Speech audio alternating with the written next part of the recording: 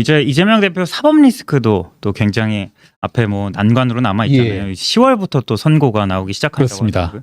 하더라고요. 7개 사건, 11개 혐의, 뭐 4개 재판 뭐 이렇게 또 세기도 하는데 이 부분 어떤 좀 변수가 될 거라고 보세요?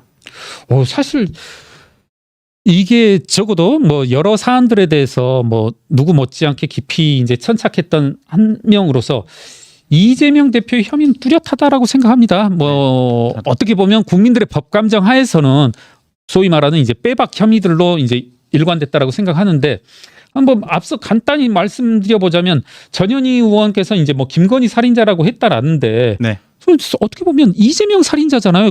이 사건과 연루되어져서 5명이 극단적 선택을 하였고 또 하나 이제 넓게 보자면 이제 6명 뭐 이렇게 극단적 선택을 하였고 그분들이 모두 다 어떻게 보면 이재명 대표의 핵심 측근이었었고 핵심적인 증언을 할 수 있는 그런 위치에 있던 분들이었단 말입니다.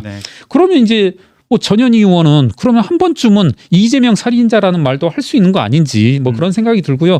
저는 뭐 이분 뭐 길게 말씀드리기보다는 이재명 대표 여러 가지 사법 리스크는 뭐 이걸 하나다 두 가지다 말하기도 힘든 뭐 백현동이다 그리고 뭐 화천대유다 대장동이다 이런 여러 가지 그리고 뭐 뭡니까 국회의원 선거상에 있었던 그리고 대통령 선거상에 있어서는 허위사실 공표라든가 뭐 여러 가지 것들이 있는데 이것들이 저는 전부 다 이걸 피해 나가는 것은 거의 뭐 불가능하지 않나 하는 생각이 듭니다. 이재명 대표 어떤 사법 리스크 그리고 최종적인 아니더라도 뭐 1심에서 선고들이 잇따를 텐데 이걸 피해 간다는 건 뭐 힘들 거고 만약에 그게 혹시라도 이게 뭐랄까요?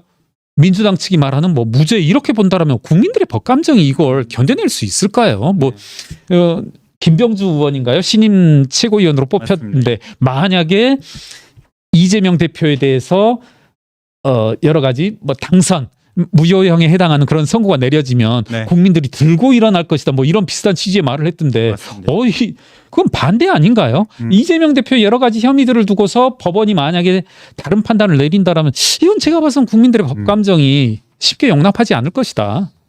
이렇게 봅니다. 대선 때까지 이 판결들이 좀 확정이 안 날 거란 전망도 있잖아요. 이제 이재명 대표 측 혹은 뭐 민주당 측에서는 그걸 노리겠죠. 그리고 여러 가지 과거 뭐 최강욱 의원도 그랬었고 그리고 누굽니까? 남편분이 저를 고소했던 이름을 기억해 줘야 되는데 정의영 관련해서 이제 의원께서도 임기를 다 채웠잖아요. 국회의원 임기 제가 알기로 1년 2년 차에 고소 고발되고 뭐 기소가 됐던 사안을 거의 임기 막바지에서야 사실 두 번째 그 우리 이름이 정의영 관련 의원님은 제가 알기로 임기를 다 채우셨죠. 뭐 그런 것도 빚어졌었는데 민주당이 기획하면 또 민주당이 원한다라면 이와 같이 2심, 3심은 늘어질 대로 늘어질 수도 있지 않을까. 사실 누굽니까? 이화영 전 부지사 저는 이제 이 자리에서도 몇 번 말씀드렸지만 상당히 개인적으로 존경했던 민변 대표마저도 이 재판장 나가서 시효를 했던 거 아닙니까? 저는 좀 개인적으로 많이 충격이었었는데 그와 같은 분도 연세도 드실 만큼 두고 사회적인 명망도 있을 만큼 있는 사람이 재판장 가서 한번 깽판 한번 치고 하는 그런 모습을 보면서 야 정말 대단하다는 생각을 했는데 만약에 이분들이 대통령 선거 때까지 대법 선고를 늦추려고 한다라면 또 그럴 수도 있지 않을까. 그 이제 경쟁자들이 또 중요하잖아요. 특별히 김경수 전 지사 이제 복권돼서 이제 귀국할 예정이고 김동연 경기지사도 요즘 상당히 활발한데 뭐 아직은 좀 적수가 아니다 이런 평가도 있는데 이들 중에 혹은 또 다른 적수가 나타날 가능성도 있을까요? 그런데 이제 물론 이재명 대표 아까도 말씀드렸지만 이재명 대표가 지금 민주당을 오로지 본인 일색으로 이렇게 바꾸리라고는 누구도 예측치 못했을 겁니다. 제가 알기로 뭐 당시 이전 대통령 선거에서는 문재인, 박원순 그리고 그 다음에 이렇게 이재명 이 정도 3위권, 4위권 이렇게 됐었고 누구도 차기 대선 후보가 이재명 대표가 되리라고는 예측을 못했었는데 그런 의미에서 이제 조금 예측은 조심해야 될 것 같습니다만은 저는 김경수나 말씀하신 김동연 지사의 캐릭터로 보건대 이와 같은 적어도 결과적으로 나타나는 폭발적인 약진력은 없지 않나. 그러니까 뭐 평면적인 비교를 하자면 이재명이 이렇게 약진할 수 있었다라면 김경수, 김동연도 약진할 수 있지 않냐. 지금 뭐 비록 뭐 5, 6% 안팎 지지도라 하더라도 네. 나중에 가서는 약진할 수 있지 않냐 하는데 그 캐릭터는 없는 것 같아요. 이재명이 어찌 되었던 간에 어떤 좋게 말하자면 시원시원하게 긁어주는 파퓰리스트적 측면이 분명히 있는데 저는 김경수, 김동연이 그런 면모는 보이지 않는다. 반대되죠. 예, 스타일이. 좋게 말하면 얌전하고 네. 그렇다면 또 반면에 어떤 실력이라든가 그런 식으로 호소할 수 있는 그런 면모가 있냐 하면 저는 조금은 특히 김경수 지사의 경우에 조금 회의적이고 예. 뭐 김동연 지사는 혹시 뭐 잘 모르겠습니다. 잘 모르니까 어떻게 제가 쉽게 단정은 할 수 없지만은 네. 이분도 이제 나름대로 뭐 노력은 하시고 하겠지만 여러 가지 한계점들도 보이는 측면을 한계. 고려한다라면 네. 쉽진 않을 거다. 예. 쉽지 않을 거다 말씀해 주셨고 이재명 대표가 금투세, 금융투자세 유예 또는 완화 주장을 해서 또 민주당 내에서 여러 이견들이 또 표출됐었는데 이재명 대표가 앞으로 이 주장을 계속 유지할까요? 어떻게 보십니까? 저는요, 좀 금융투자소득세, 이른바 금투세에 대해서 상당히 좀 짚어보고 특히 이 자리에서 하고 있는데, 네. 지난 시간에 말씀드렸던 어떤 제 주장, 뭐 사실관계는 이제 충분히 얘기했으니까 저는 민주당의 금투세 주장의 이면에는 어떤 분명한 적어도 모피아라든가 이런 곳과의 커넥션이 분명히 있을 것이다. 금융관료들과의 커넥션, 금융관료들의 어떤 요청 내지는 사모펀드 업계의 밀착과 유착에 근거하지 않고서는 민주당의 금투세 주장은 설명할 길이 없다라고 본다라면 이게 쉽사리 철회되진 않을 것이다.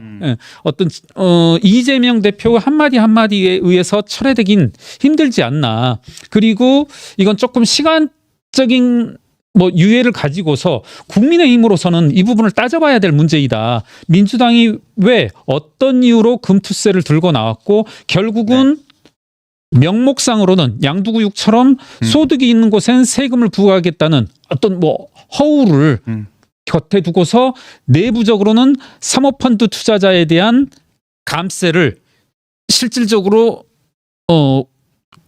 뭐랄까요 원하는 것 네.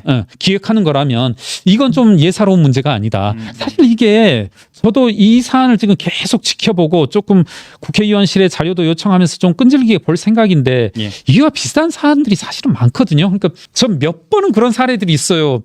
가끔 이런 법 개정이 왜 필요하지? 그리고 이게 어떤 효과가 있길래 하는 어떤 뜬금없는 어떤 세법 조항이 갑자기 끼어들어오고 하거든요. 아 그렇습니까? 예. 그러면 이게 무슨 큰 의미가 있다고 갑자기 뭐 업계의 요구도 있을 법하지 않은 요구인데 하면은 이걸 재벌들이 교묘하게 쓰고 들어오는 그런 게 있거든요. 지금 이것도 저는 금투세도 비슷하게 봅니다.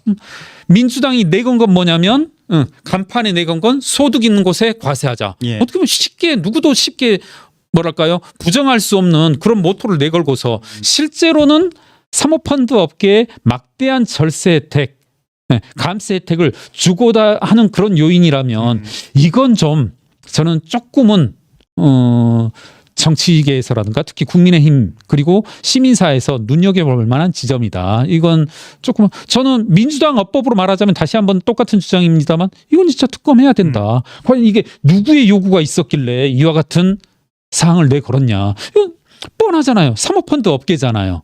그럼 사모펀드 업계가 어떤 경로를 통해서 만약에 의원 입법이라면 어떤 의원이 이것을 최초의 개정안으로 내걸었고 혹시라도 이게 이제 그 금감원이라든가 뭐 금융위원회 이런 기획재정부를 통해서 들어온 그와 같은 입법이라면 또 그걸 누가 어떤 경로로 항상 이제 세법 변경 뭐 세법뿐만 아니라 모든 것에는 이제 변경 사유가 있고 뭐 할 텐데 네. 그게 이제 누가 어떤 이유를 내걸고 했는지 그런 것들도 한번 추적해 볼 만한 그런 사안이라고 생각합니다. 그래서 제 생각엔 이재명 대표가 지금 상당히 민주당의 입장이 왔다 갔다 하고 있는데 쉽게 결정 내리지는 않을 것이다. 쉽게 철회되지는 않을 것이다.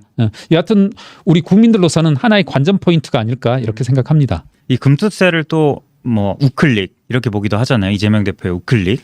뭐 네네. 어쨌든 이제 연임에 성공하면서 곧장 대선 행으로 가는 그 전당대회 때부터 그런 행보를 보여줬다 이런 평가도 있는데 예, 예.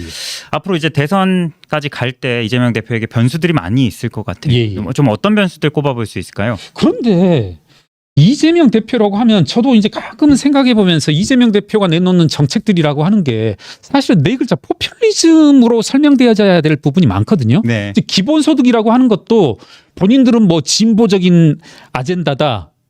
의제다 이렇게 이야기하는데 제가 쭉 살펴보면 세계 어느 진보적인 곳에서도 학계라든가 이런 곳에서도 기본소득은 내놓지 않고 기본소득은 오히려 상당히 이제 보수적인 세계에서 내놓는 네. 굳이 얘기하자면 이제 포퓰리즘적 측면의 그런 사안들이란 말입니다. 그리고 이제 우리가 잘 아는 이 건국대 최모 교수로 대표되어지는 네. 이른바 소위 브레인들도 내거는 게 화폐 찍어서 국민들에게 기본소득 제공하면 된다. 이런 것들에서 특별한 이분의 이념성을 볼 수 있다라기보다는 항상 이제 포퓰리즘에 좌우되는 거 아닌가. 네. 그리고 뭐 금투세와 관련해서는 절대 금투세를 철회하면 이건 우클릭이 아니다. 지금 시민사회 일각에서 저도 뭐 그분들과 많은 이제 네트워크가 있다 보니까 이건 금투세는 꼭 이제 관철해야 되는 것이고 이것을 철회하거나 후퇴하는 것은 뭐 여러 가지 이제 윤석열 정부의 보수 행보와 맞물리는 거다 이렇게 이야기하는데 제가 봤을 때 얼핏 보기에 소득 있는 곳에 과세한다라는 그런 이제 상당히 개혁적이고